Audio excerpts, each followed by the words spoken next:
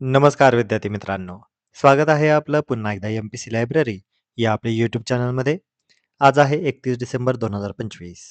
2025 या वर्षातील आपला आजचा हा शेवटचा व्हिडिओ.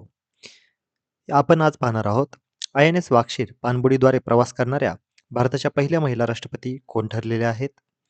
महाराष्ट्र लोकसेवा आयोगाचे एम-पी-एस-सीचे नवीन अध्यक्ष कोण झालेले आहेत? आणि 10,000 धावा पूर्ण करणारी दुसरी भारतीय महिला क्रिकेटपटू कोण आहे? या संपूर्ण महत्त्वपूर्ण चालू घडामोडी व्यवस्थितपणे समजून घेण्यासाठी व्हिडिओ शेवटपर्यंत अवश्य पहा. एक रिमाइंडर, 2025 चे महत्त्वाचे पुरस्कार आपण आपल्या यूट्यूब चॅनलवर शेअर केलेले आहेत. ते तुम्ही आवर्जून पहा आणि सर्व विद्यार्थ्यांपर्यंत ते पोहोचवा. कारण काहीच दिवसामध्ये संयुक्त गट ब आणि गट क या दोन्ही परीक्षा होणार आहेत. या दोन्ही परीक्षांसाठी पुरस्कार हे अतिशय महत्त्वाचे असणार आहेत. चालू घडामोडीमध्ये पुरस्कारावर अतिशय जास्त प्रमाणात प्रश्न विचारण्यात येतात. त्यामुळे हा व्हिडिओ सर्वांपर्यंत आवर्जून पोहोचवा. तसेच आपल्या टेलिग्राम चॅनलवर काही महत्त्वाच्या PDF देखील शेअर केलेल्या आहेत. त्या तुम्ही प्रिंट काढून आपल्या अभ्यासक्रमामध्ये तुम्ही समाविष्ट करू शकता. कारण याचा तुम्हाला नक्कीच आगामी काळामध्ये परीक्षांसाठी फायदा होऊ शकतो. आता आपण आजच्या व्हिडिओला सुरुवात करूया. सर्वात अगोदर कालचा एक प्रश्न. सिंह, वाघ आणि बिबट्या या तिन्ही मांजर प्रजाती असलेले भारतातील एकमेव राज्य कोणते आहे? तर या प्रश्नाचे योग्य उत्तर आहे पर्याय क्रमांक 4, गुजरात. आता आजच्या प्रश्नांकडे वळूया. प्रश्न पहिला. आय-एन-एस वाक्षीर पाणबुडीद्वारे प्रवास करणाऱ्या भारताच्या पहिल्या महिला राष्ट्रपती कोण? यासाठीचे पर्याय आहेत पर्याय क्रमांक 1, प्रतिभाताई पाटील, पर्याय क्रमांक 2, सोनिया गांधी, पर्याय क्रमांक 3, निर्मला सीतारामन आणि पर्याय क्रमांक 4, द्रौपदी मुर्मू. तर या प्रश्नाचे योग्य उत्तर आहे पर्याय क्रमांक 4, द्रौपदी मुर्मू. राष्ट्रपती द्रौपदी मुर्मू यांचा आय-एन-एस वाक्षीर पाणबुडीद्वारे नुकताच प्रवास झालेला आहे आणि त्या अशा करणाऱ्या पहिल्या राष्ट्रपती ठरलेल्या आहेत. अब्दुल कलाम यांच्या नंतरच्या त्या दुसऱ्या राष्ट्रपती आहेत. म्हणजे लक्षात घ्या, पहिल्या महिला राष्ट्रपती तर दुसऱ्या एकंदरीतच दुसऱ्या राष्ट्रपती. 28 डिसेंबर 2025 या दिवशी त्यांनी हा प्रवास केला. कारवार नौदल कर्नाटक या ठिकाणाहून त्यांनी हा प्रवास केलेला होता. पाणबुडीचे नाव आहे आय-एन-एस वाक्षीर. सुमारे 2 तास त्यांनी हा प्रवास केला. नौदल प्रमुख दिनेश के त्रिपाठी त्यांच्यासोबत होते. डॉक्टर ए-पी-जे अब्दुल कलाम हे पाणबुडीमध्ये प्रवास करणारे पहिले राष्ट्रपती ठरलेले होते. त्यांनी आय-एन-एस सिंधुरक्षक 2006 साली यामधून प्रवास केलेला होता. आता आय-एन-एस वाक्षीर याच्याबद्दल थोडक्यात माहिती पाहूया. आय-एन-एस वाक्षीर ही कलवीर क्लास स्कॉर्पियन डिझाईनची असलेली ही एक पाणबुडी आहे. फ्रान्सच्या नेव्हल ग्रुपकडून तंत्रज्ञान यामार्फत हस्तांतरण करण्यात आलेलं होतं. प्रोजेक्ट 75 मधील 6 पाणबुड्यांपैकी 6वी व शेवटची ही पाणबुडी आहे. इतर पाणबुड्या कोणत्या आहेत? तर कलवरी, खांदेरी, करंज, वेला आणि वाघीर. वाक्षीर याचा अर्थ होतो समुद्री मासा, जो खोल समुद्रातील शिकारी आहे. वाक्षीरचे ब्रीदवाक्य आहे वीरता, वर्चस्व आणि विजय. तर लक्षात घ्या, राष्ट्रपती द्रौपदी मुर्मू यांनी कोणत्या पाणबुडीमध्ये प्रवास केला अशा पद्धतीचा प्रश्न विचारण्यात येऊ शकतो. तर लक्षात घ्या आय-एन-एस वाक्षीर. पुढचा प्रश्न. फिफा अरब कप 2025 चे विजेते देश कोणते आहेत? तर यासाठीचे पर्याय आहेत पर्याय क्रमांक 1, कतार, पर्याय क्रमांक 2, सौदी अरेबिया, पर्याय क्रमांक 3, मोरोक्को आणि पर्याय क्रमांक 4, इजिप्त. तर या प्रश्नाचे योग्य उत्तर आहे पर्याय क्रमांक 3, मोरोक्को. फिफा अरब कप 2025 यामध्ये मोरोक्को या देशाने विजेतेपद पटकावलेलं आहे. टुर्नामेंट ही फक्त अरब देशांच्या टीमसाठीच असते. फायनलमध्ये मोरोक्कोने जॉर्डनला 3-2 ने हरवलेले आहे. मोरोक्कोची ही दुसरी अरब ट्रॉफी आहे. 2012 मध्ये त्यांनी पहिली ट्रॉफी जिंकलेली होती. याचे आयोजन कतार या देशाने केलेले होते आणि जॉर्डन पहिल्यांदाच फायनलमध्ये गेलेला होता. तर लक्षात घ्या, फिफा अरब कप 2025 चे विजेते ठरलेले आहेत मोरोक्को. पुढचा प्रश्न. श्री बाबा हरिवल्लभ संगीत संमेलनाची सुरुवात कधी झाली? तर यासाठीचे पर्याय आहेत पर्याय क्रमांक 1, 1857, पर्याय क्रमांक 2, 1869, पर्याय क्रमांक 3, 1875 आणि पर्याय क्रमांक 4, 1901. तर या प्रश्नाचे योग्य उत्तर आहे पर्याय क्रमांक 3, 1875. तर हरिवल्लभ संगीत संमेलनाचे आता 150 वर्ष सुरू झालेले आहे. या संमेलनाचे पूर्ण नाव आहे श्री बाबा हरिवल्लभ संगीत संमेलन. याचे महत्त्व काय? तर जगातील ही सर्वात जुने हिंदुस्थानी शास्त्रीय संगीत महोत्सव आहे.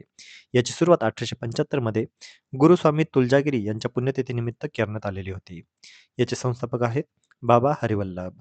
ठिकाण आहे श्रीदेवी तालाब मंदिर परिसर, जालंधर, पंजाब. 150वी आवृत्ती 2025 मध्ये साजरी होत आहे. 26 ते 28 डिसेंबर 2025 या कालावधीमध्ये ही संमेलन पार पडत आहे. भारत सरकारने राष्ट्रीय महोत्सव म्हणून याला घोषित देखील केलेले आहे. त्यामुळेच आपल्याला परीक्षेसाठी अतिशय महत्त्वाचे असे हे संमेलन आहे. तर लक्षात घ्या, 150 हरिवल्लभ संगीत संमेलन हे कोणते आहे? तर आता नुकतेच ते पार पडलेले आहे आणि कुठे पार पडलेले आहे तर ते जालंधर पंजाब या ठिकाणी पार पडलेले आहे. पुढचा प्रश्न, महाराष्ट्र लोकसेवा आयोग म्हणजेच एम-पी-एस-सीचे नवीन अध्यक्ष कोण आहेत?